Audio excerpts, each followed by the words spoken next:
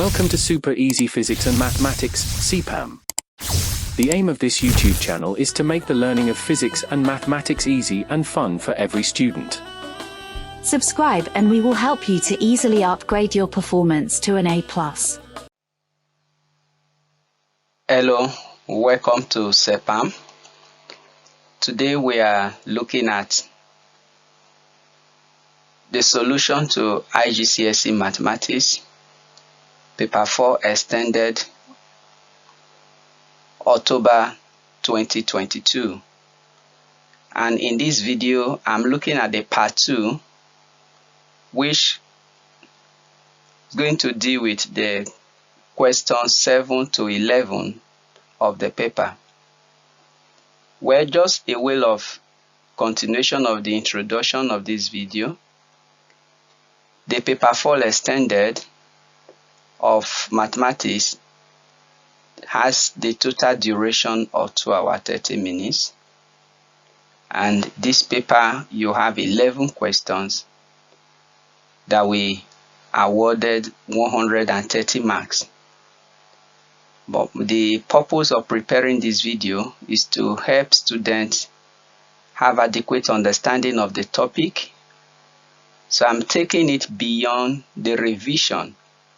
What I'm actually doing is to, even if you have not treated the topic, by the time you go through this topic with me, it's like you are preparing a smart crash program for preparing for your IGCSE examination. So I have two things in mind while preparing this video. One, to revise the topic and prepare you for the examination. Then two, to also give you a better understanding of the concept. So that's why my solving of the past question is done in detail in easy step-by-step approach. So let's jump into the question.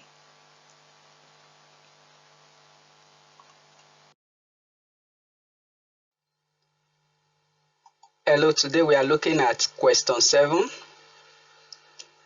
And the question 7 have to do with geometry. And we are looking at evolve cosine rule, analyzing a triangle. So if you are given this triangle, calculate angle QPR. The letter with the angle is a letter in the middle, so you are calculating QPR. So this is the angle here you are calculating. So the purple angle. So if you look at it, we have the angle Q. I decide to tag it as the blue and the green angle. Then angle R, let's use the blue angle. So in my calculation, you see the configuration of the letter for you to be able to understand it. After looking at this, you can just check the video I did on cosine rule. Easy understanding on cosine rule and sine rule in this channel. So you can just review that quickly. The videos are not more than 5 minutes. So let's go into it. So if you want to apply this, calculate angle QPR, so the purple angle. So we apply cosine rule. So for stating the rule, you have 1 mark. This question is for like 4 marks. So stating the rule, you have 1 mark. So I just attach at the marking scheme. So let's see. So what is Q? Q is the side of the angle facing angle Q. P is the side of the angle facing angle P. And R is the side of the triangle facing angle R. So if you apply your cosine rule, rearrange it to find the angle, it will be this. So it is Q squared plus R squared, take away P squared all over 2QR. So substituting and then evaluating. So the numerator is going to give you the green answer here and the denominator black here. So if you divide it, it's going to give you a value less than 1, which is 0.615515. For solving it correctly to this point, you have 1 mark. So you have gotten 2 marks, 3 marks now. So then, if the cosine of angle is it, what is the angle? So you find the arc cos or the second function. So on your calculator, if you want to get the angle from here, you press shift or second function, then you press cosine, then you put this value and you press your equality sign, then 52.01 will appear. So you see, with this, you have gotten the 4 mark for the question. So stating this rule and substituting will give you the first 2 mark. Then solving to this point, 1 mark, then getting the angle correctly, you have this. So let's go to the AII 7. Okay, question 7 AII. Find the shortest distance between Q, this vertex, and the length of the side PR. So one thing you should understand, the shortest distance between Q and PR is the perpendicular bisector of line PR. So construction of perpendicular bisector, I have a video on the channel that has to do with inscribing a circle and circumscribing a circle. So if you look at that video, you will know how to calculate perpendicular bisector. Okay, if the perpendicular bisector of line PQ is this, that is this blue line here, and what you should know, this line has an angle of 90 degrees. So QMP is 90 degrees, a right angle triangle. And so that gives you the easy. So, but we have already solved angle P, that is in the A part of the question, and we got it as 52.01 degree. So with this, so we are interested in this triangle, which I've highlighted, this highlighted triangle. And from this highlighted triangle, you can use your trigonometry ratio. So the opposite of the angle, and you take this length here, PQ, so which is the hypotenuse, and then D is the opposite. So sine 52.01 is equal to opposite over hypotenuse. So then the marking scheme for recognizing that the shortest distance is a perpendicular to this, for recognizing this particular line, and for indicating it, you have 1 mark. Then for stating the relationship in the sign of the angle, you have 1 mark. You have 3 marks. So the remaining one is to cross multiply. So you cross multiply that D. So QM, or the length D, is equal to 46.5 multiplied by the sine 52 degree. So press it in your calculator. That will give you 36.65 cm. So that gives you the third mark in this question.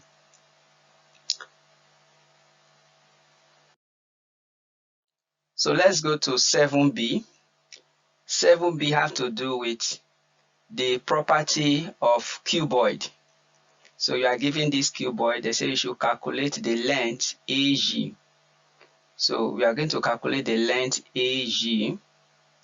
But for you to be able to calculate the length AG, the base of the cube ABCD, you have to calculate the diagonal, then you relate it with the diagonal of the base and then the diagonal of the top to the left bottom, that is AG, we form a right angle triangle with angle 90 at ACG.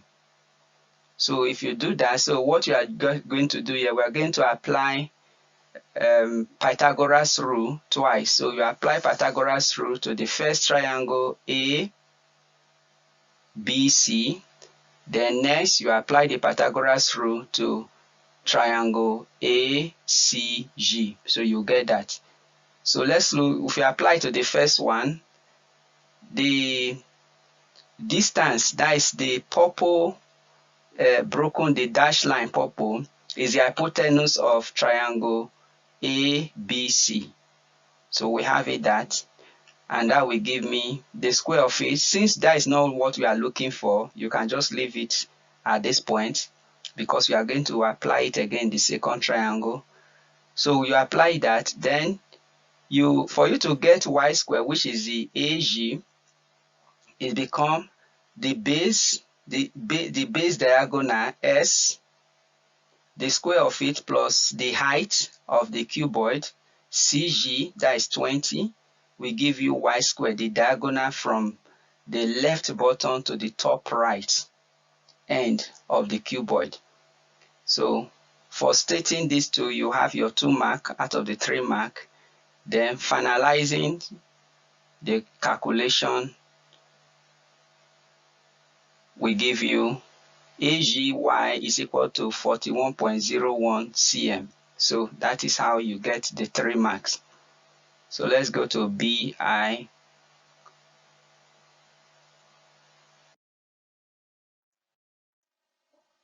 Alright, question 7 BII. Calculate the angle between AG and the base. So we are looking for this angle here. So let's call it theta degree. Now for you to calculate the angle here, that is angle GAC, angle GAC. So that is what we want to calculate. So you know that it's a right angle triangle. That is triangle GAC is a right angle triangle with angle 90 at C. So Y is the hypotenuse. GC is the opposite of the given angle you want to calculate. So opposite over hypotenuse, that is sine theta, that is 20 over Y. So already Y, we have calculated Y in the BI part of the question. So import the answer. So give me 20 over 41. So if you divide, the sine theta is equal to 0.48780. Then to get theta, you get the arc sine, and then that will give you 29.19. So approximately 29.2 degree. So you get your third mark. Let's go to the next question. Question 7C have to do with bearing. Okay, if you read this question, they say the diagram shows the position of a lighthouse L, that is lighthouse L, and 2 ships K and M. The bearing of L from K, the bearing of L from K is 150. The bearing of L from K is 150 degree. So if you do that, since this is 180 degree, you can find this. What will I add to 155 degree to give me 180? So that will give me 25. So I know this portion here. Then the next thing, and the distance of the ship K from the lighthouse is 112 kilometer. So if you look at that, let's look at the other information. The bearing of K from M, the bearing of, so the ship K from ship M is, ship K is on the northern part, is on the northeast of ship M, and ship K is on the bearing of 10 degree northeast. 10 degree northeast. You always measure bearing from the north. So this point is not 10 degree. And then you understand from your geometry, Euclidean geometry, you have what?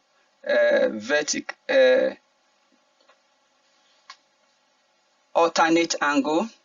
So if this point is 10 degree, that means here is also 10 degree.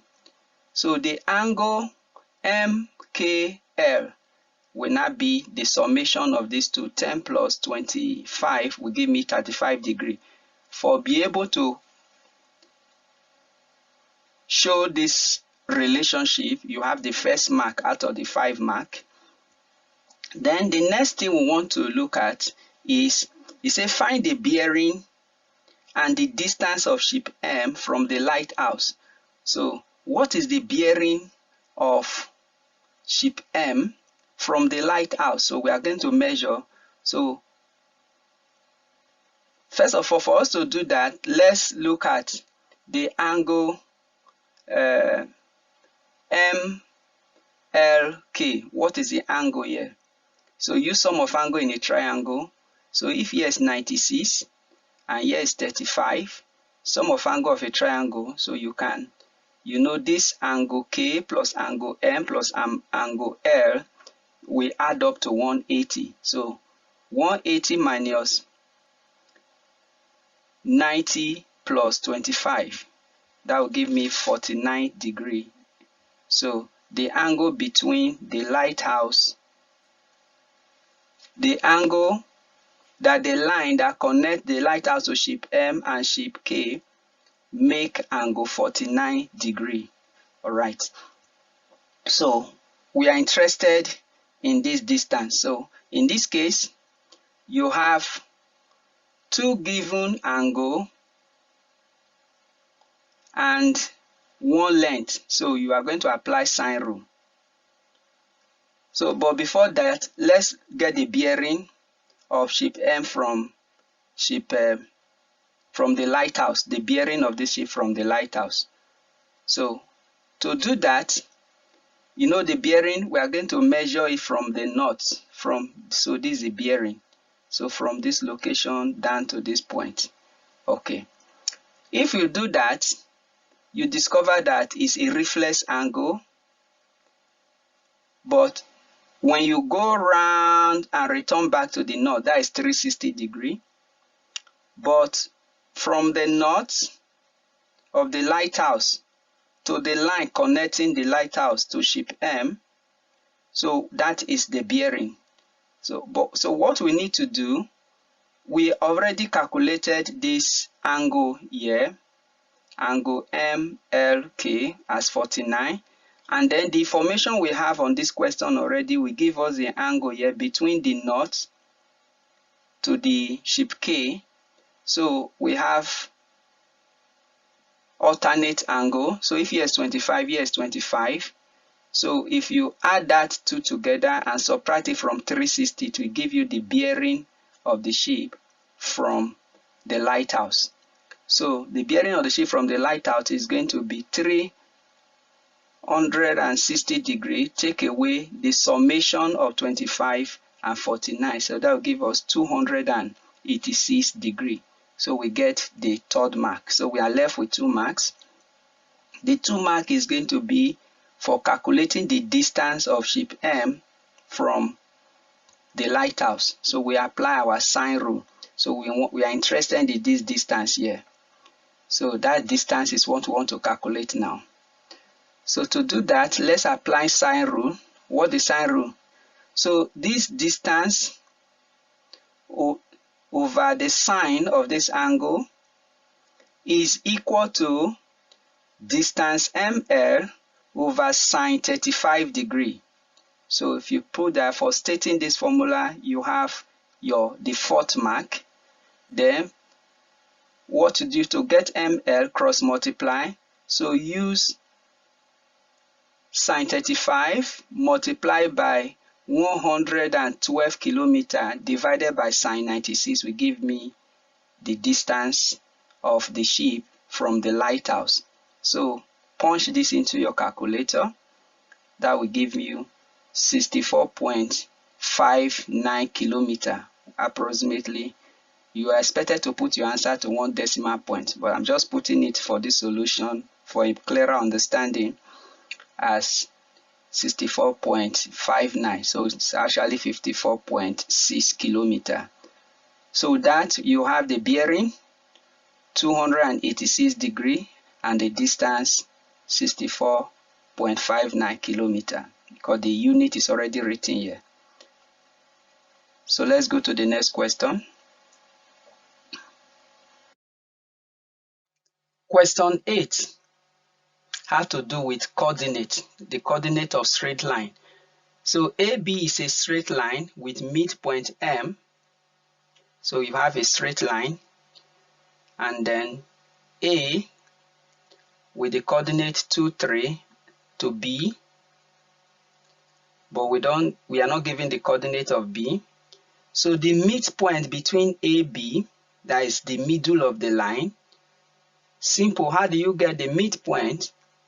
It is add the corresponding S coordinate. So 2 plus S2 divided by 2 will give me the midpoint, which is 12.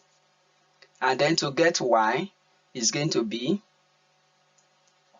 Y2 plus 3 divided by 2 will give me 7. So we have this corresponding for midpoint. So we have this 12 is equal to the coordinate for S, then Y. 7 is the coordinate for the Y axis. So if we solve that, so detach them to get S, you say 12 is equal to S2 plus 2 over 2, then 7. So if you cross multiply, you have 24, take away 2, so S2 is 22. And then to get your Y, 14, take away 3, give me 11. So we have gotten that, so that is the coordinate. So for be able to state this, either in separate form like this, where I use green, that will give you 1 mark. And then simplifying to get the value of coordinate B, you have 1 mark, so which is the 2 mark for this question. So let's go to question 8b. Show that the equation of the perpendicular bisector of line AB is 2y plus 5s equals to 74. So we have line AB. We've already calculated the coordinate here.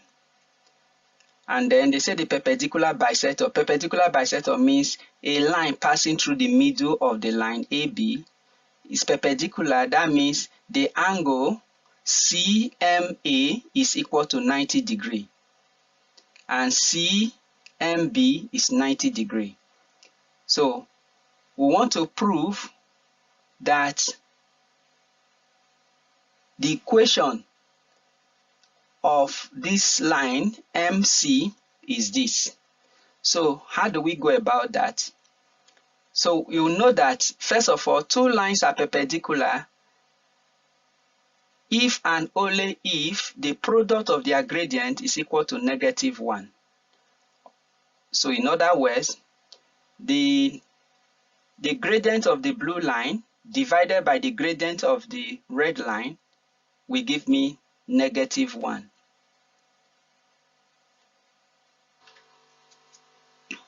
So let's see, since you have two corresponding points, the blue line, so we can find the gradient. So we have the gradient here is y2 minus y1 all over s2 minus s1.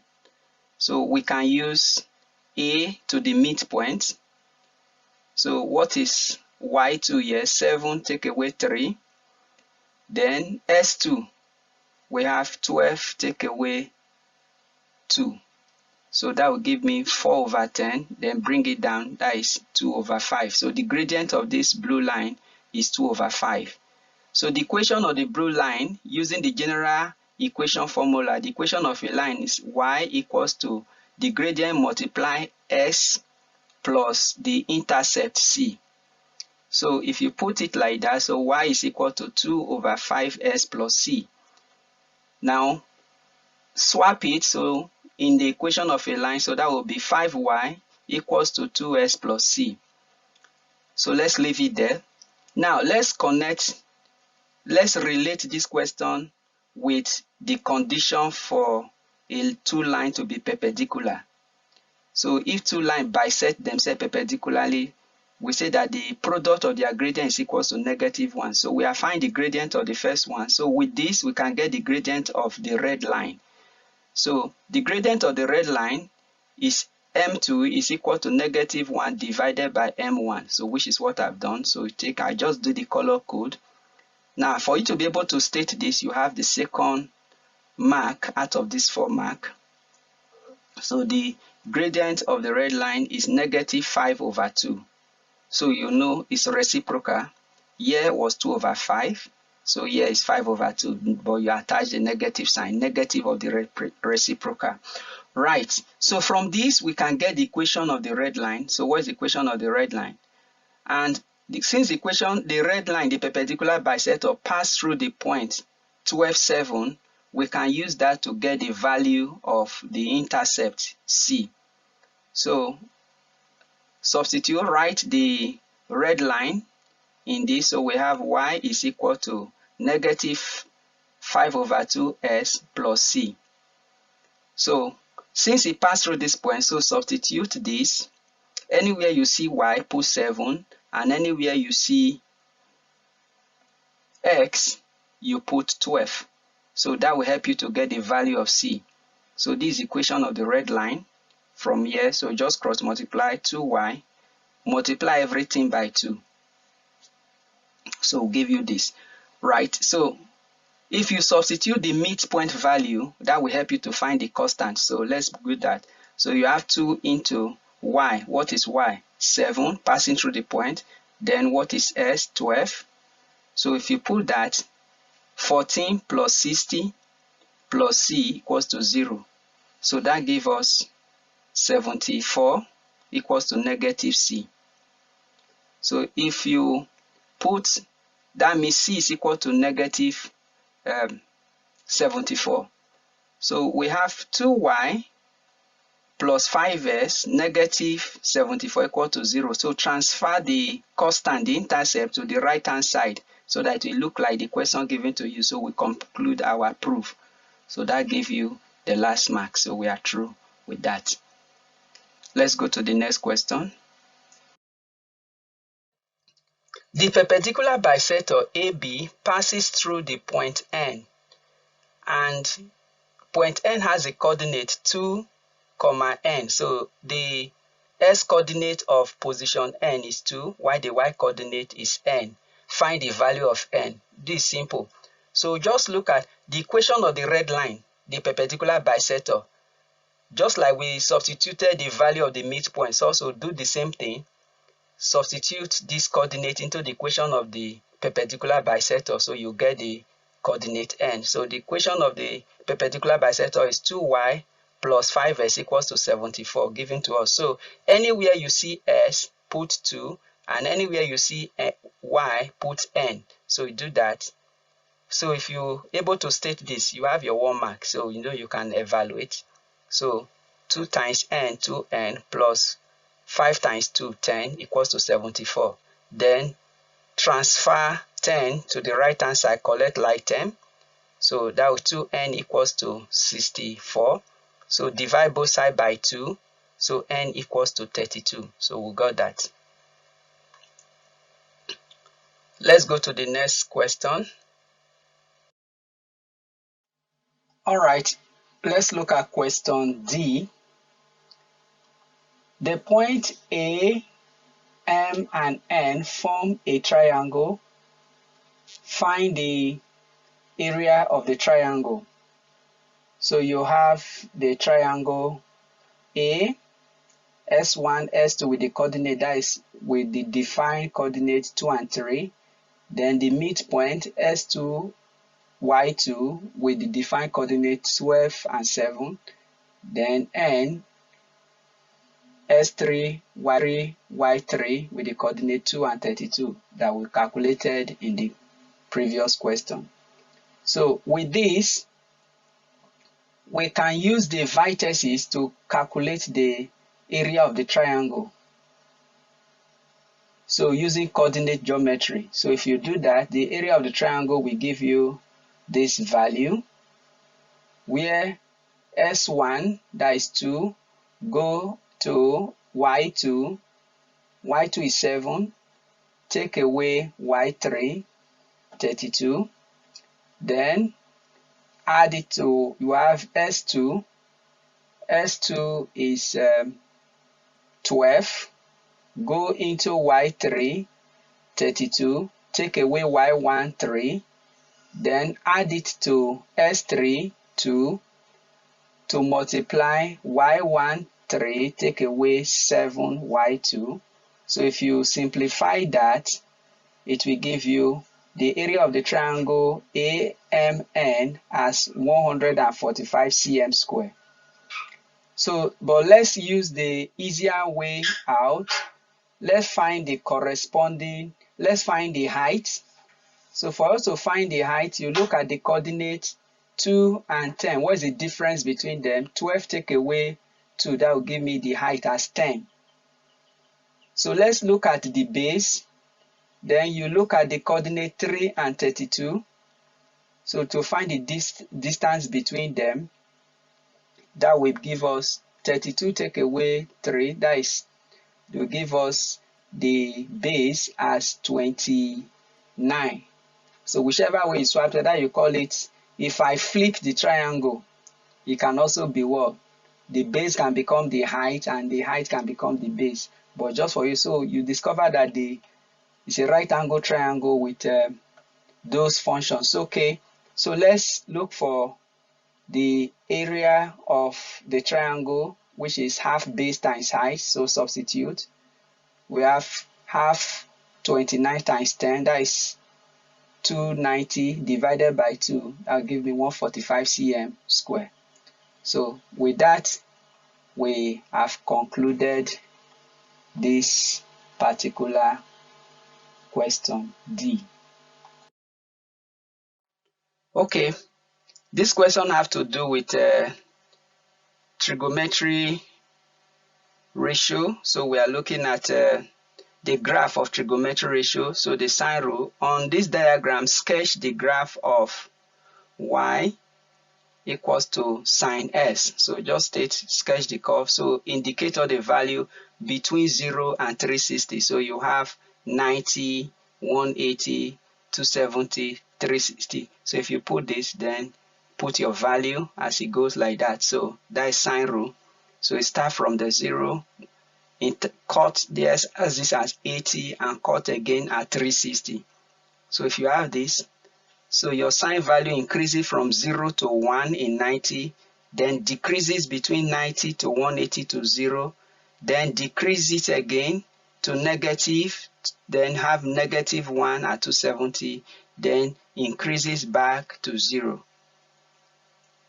So how you have two marks attached to the sketching of the sine graph. So how is it going to be marked?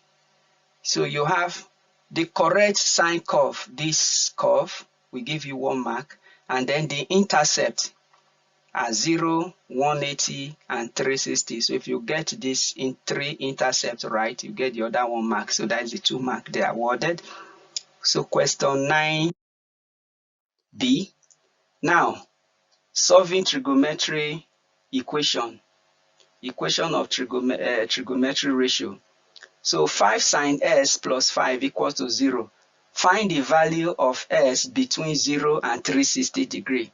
Okay, so if you have that, So solve this. Transfer 4 to the right hand side. 5 is equal to negative that. Then divide both sides by 5. So sine s is equal to negative 4 over 5. What it tells you that the angle is going to be where the sine of the angle is negative. So we have the 4 quadrant, so I will explain that. Sine is negative in the 3rd and 4th quadrant. So let's find the value. So if you find that, so s is equal to negative 53.3 degrees. But this is not the answer. It's just to help you to be able to get the position, because sine is positive in 1st quadrant, that is from 0 to 90, and positive in 2nd quadrant from 90 to 180, but it's negative in 3rd quadrant. 3rd quadrant, that is from 180 to 270 degrees, sine of an angle is negative, and then in 4th quadrant from 270 degrees to 360 degrees also negative. So let's look at 3rd quadrant. 3rd quadrant is between, when the angle value is between 180 and 270. So if you look at this, now you are looking for the sine, the angle. So between this point and this point, this is 180 degrees, this is 270 degrees. So as you are moving, the sine angle increases to 1, then decreases to 0. Then as you are moving from 280 to go negative, so the value for sine goes negative, and until you get to this point here. So here you have negative 4. So this is, here s is negative 4. Okay. Oh, sorry, what am I saying? Y is negative 4, but the hypotenuse here is 5 based on this. So you have negative 4 over 5. So if you find the sine of this angle, so you get this. So whatever you have to get in the 3rd quadrant, what you do to get the value of the angle, whatever is the angle here, this small angle, okay, in the 3rd quadrant, add it to 180. So that will give you the value. So add 53.3 degrees, add it to 180, that will give me 233.3 degrees. So that's the first value. Then the second value is going to be in the 4th quadrant. So let's go to 4th quadrant. So the 4th quadrant, to get the value of s, that is where the value lies between 270 and 360 degrees. So you have this. Okay. Now, in this case, where is sine s positive again? So if you come here, it's increasing positive. Come here to 180 is positive. Then below here, there is 180 degrees, the first 90, then the second half of the 90 from 270 to 360. That is the 4th quadrant. So from this point to here. So if you see this value here, now in this case, what do you have? Y, negative 4, and then our hypotenuse here, the radius of the circle is 5. So if you do that, so what you need to do to get the value of the angle is you subtract the 53 point something from 360 degrees. So s value in the 3rd quadrant will be that. So give me 306.7 degrees. So that is the second s value. So for getting these two values, you have the last one mark. So let's go to question 10. Question 10 has to do with geometry. So let's see, the length of the sides of a triangle are 11.4 cm, 14.8 cm, and 15.7 cm, all correct to one decimal place. These values are corrected to one decimal place. That is why you have it here. So that means the value initially is going to be in 2 decimal places. So what is the highest value that you can have in order, when you are carrying out your approximation? That means what? Plus or minus 0.05. So add it to this one. Calculate the upper band of the perimeter of the circle. So what is the upper band when you are doing the approximation? So you have, if I have 11.45, so this distance, so plus 0.05, add 0.05 to each of them. So the upper band is going to be 11.45, 14.85, and 15.75. So if you add the perimeter, you add all the three sides together, will give me 42.05 cm. So for doing this, you have your 2 mark. This one is actually a giveaway question. Okay, let's go to question B. They have to do with the diagram show a circle with radius 15.6 cm with the sector of 150 degree. So the highlighted sector, that is the green part. Calculate the area of the minor sector. What is my minor sector? So this circle has been divided into 2 sectors. The bigger one, which is the white one or shaded one, is the major sector, while the shaded one is the minor sector. Minor sector is the smaller sector. So what is the formula for the sector of a circle? The angle subtended by the 2 radii, okay, divided by 360. If I go round, it will make 360. But what fraction of the circle? So the angle subtended at the center of the circle is telling you what fraction of the circle is occupied by the minor sector. So what fraction is that? It's going to be 150 out of 360 degree. So that is a fraction. So what is the area of the entire circle? Is pi radius square. So what fraction of the area is the sector? So that will be what? 150 degree multiplied by the area of the circle. So give you the area of the sector. So substitute that. That gives you that. And then the area of the sector is 318.69 cm square. So you see 2 mark for stating the formula and substituting 1 mark, and then for evaluating your substitution correctly, you have 1 mark. So the answer mark and then the method mark. So let's go to the next question.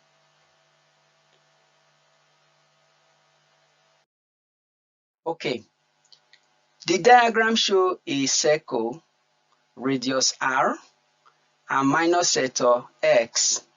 So we have this section here, okay, the gray, right. Now there is a condition given. The perimeter of the major circle is 3 times the perimeter of the minor sector. So what is the perimeter of a circle? Is area of a circle plus the perimeter. So you have this arc, the arc subtended by the sector. So what part of the circumference? Circumference is to go around the circle. That is the total perimeter. So but then, so the arc here plus the 2 radii. So that will give you the perimeter of this circle. So go the arrow 1 plus arrow 2, then add to the arc. So give you the perimeter. So if you do that, so this is the perimeter of the minor sector. Then what is the perimeter of the major sector? So if I remove S, what how do I get the angle here? 360 take away S. That would be the angle of the major sector is 360 take away X. So I have that. So this is the area of the minor sector. 3 times of it, 3 times that will give me the area, the perimeter of the major sector. So it's the same R. So just ignore this capital R. So the radii is the same circle. So all the radius are the same. So your ability to be able to state this formula, you have the first mark, second mark. Then the next one, evaluate this. So how do you do this? You can remove, multiply everything in this first bracket by 3. So that will give us, if you multiply the whole of this, so the top 3 times 2 will give me 6s pi r. 3 times 2 will give me 6r. Then here, there is nothing to multiply. So write it out. And okay, you multiply the top. 360 multiplied by 2 pi. That will give me, then this will give me 2 pi rs. So over 360 plus 2r. Okay. If you look at the left hand side and the right hand side, you can see arrow is common, so you can collect like term. Move this arrow here, that will give me -4. Okay. Then if you look at, open up this bracket here, and then you can collect factorize. So 6, so you have the common, this factor here, S pi r, then you have S pi r. So these two, you can transfer it to the left, so it become positive. Add it to this will give me 8. Okay, let's remove the denominator. So multiply everything by 360. So that will give me that. So I can move this. So let's go. So 8 S pi r plus the 270. Then if you look at this, what I decided to do is you have this, but I want to have this common factor of 270 out. So here is negative 4r. So I want to have a common identity, so that's why I put these two in bracket. So multiply, if you take away 2 to multiply this, I have 270. So 270, 70. So you can have a common factor. So factorize it out. So you have this. Okay, so let's divide. Since I'm looking for S, I will divide both sides by 8 pi r. So that is why you have it here. So if you do that, will give me 90 into pi, take away 2 all over pi. So you have your last answer. Let's go to the next question. Wow. So this is the last question for this variant of mass. So this one has to do with determinant. Find the absolute value, the distance, find the possible value of m. So simple, just square both sides. So this, so you have take square of both sides, 9m squared plus 40m squared equals to this. This is just a short way of writing this. Okay, so with that, so you have this equals to this. So how do you get m? Take the square root of both sides. So take square root of both sides. The square of this, so that will give me that. So if you divide it, it will give me plus or minus 2.5. So you have your m here. So they take the positive value and the negative value. So you've done that. So you have your 3 mark, 1 mark, 2nd mark, and the 3rd mark. So let's go to question 11b. How to do with vector. Very good. So now OABC, so just a vector. Then OA has the value A, and OC has the value C. P is a point on CB. Such that CP is 3. CP to B is in the ratio of 3 to 1. So 3 to 1. Then find in terms of A and C in their simplest form. What is the distance AC? The distance AC. So from here to here. So what's the distance AC? So in vector, what do? You move according to the arrow. So if you say OA plus AC is equal to, this is the resultant, OC. So OA to AC, so where you started, you start from O and end in C is equal to OC. Okay, so with that, you put your value that are given. OA is A, then C is that. So AC, you can do that. So make this sort of formula. That will become AC is equal to C, take away A.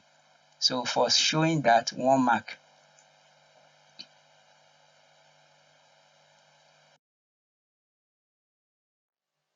Find in terms of A and C the simplest form. What is the vector notation for line CP? CP, very good. CP, right. Now, what you're going to do, you know that OA is parallel to CP. So, in a parallelogram, so these two sides are parallel, so they are equal. So, if here is A and this, so you have what? OA is the same thing, is parallel to CB, so, and they are equal. So, if here is A, then CB is also A. Okay, so take note of that. Then secondly, we are looking for part of CB. So it's equal to CP plus that. So you have 3 plus that. So A is actually 4 tactically. So what is CB? So it's going to be what? 3 over 4 of A. So let's go to the next question. Right, find OP. OP from here, connect to this point. Okay, so you see, so the blue vector, so move from O to C, then you move to C, is the same thing. The resultant is moving directly from O to P. Okay, so what is that? Put it in vector form. So the blue one plus the green will give you OP. So you have C plus 3 over 4, which we have done in the previous question. Okay, question IB. So we did that. Now, so with that, you get a value for your OP. Now, this is a build-up of relationship. So let's look for the last question. Okay. Line OP. So we just find OP and AB are extended. So OP, extend it. Very good. That's the broken line to show the extension. Then AB extended, that is that. So they meet at the point Q. So this is what they are telling you. So there's an extension to this point. So if you want to solve this, they say you should find the position vector of Q. So there are 2 ways to go about it. Okay. You can use this small extension. So you can say this Q. So if you look at the way the arrows are, you can say PB plus BQ is equal to PQ. So you can do that. PB plus that. So if you solve that, okay, you get this value, this position vector for PQ. Or we can now say, for us to get PQ, what from the vector arrow, you can move from OA, then move from OA plus, because of the extension, to AQ will give me OQ. Okay, so that get the position vector. So when you look at that, now OA, that is A, then line AQ, which is 4 over 3 of C, this C, okay, 4 over 3 of C, that is the whole of this. So because you've added 1 to that, so because of this splitting of this line in a ratio, so you have that. Okay, so that just bring our question. So that is how to do with this vector. And another way, you can state it as A plus KC. Now, because C AQ is extended by a ratio that is bigger than C. That's why we say A plus KC. So you move like A plus KC because there's an addition to C. So you have that. So either you put it in this way or you put this way, you are correct. So with that, we've come to the end of this question. So this is the part 2 of the video, question 7 to 11. So then I'm going to give you the part 1, which has to do with question 1 to 6. Very good. So I want you to subscribe to Super Easy Physics and Mathematics and share the link, share the video, turn up your notification bell so that you'll be notified when other videos are produced. Thank you very much. Subscribe and we will help you to easily upgrade your performance to an A+. SEPAM is the solution to better grades.